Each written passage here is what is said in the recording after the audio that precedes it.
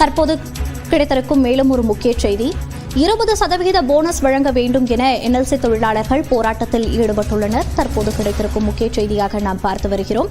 200க்கும் மேற்பட்ட போலீசார் அங்கு குவிக்கப்பட்டுள்ளனர். 20% போனஸ் வழங்க வேண்டும் என NLC தொழிலாளர்கள் போராட்டத்தில் ஈடுபட்டுள்ளனர். இந்த போராட்டத்திற்காக அங்கு ஏராளமான போலீசார் குவிக்கப்பட்டுள்ளனர். இது குறித்த கூடுதல் விவரங்களோடு இணைகிறார் நமது செய்தியாளர் பிரேம். பிரேம், வணக்கம். அங்கு தொழிலாளர்கள் முன்வைக்கக்கூடிய கோரிக்கைகள் என்னவாக இருக்கிறது? விவரங்களை பதிவு பண்ணலாம்.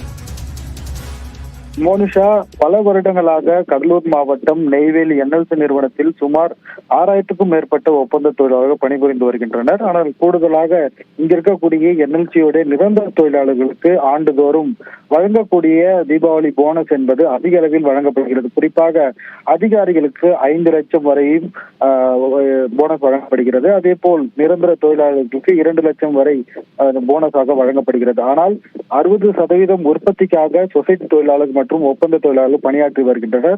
அவர்களுக்கு கடந்த காலம் 8.33% மட்டுமே போனஸ் என்பது வழங்கப்பட்டு வருகிறது.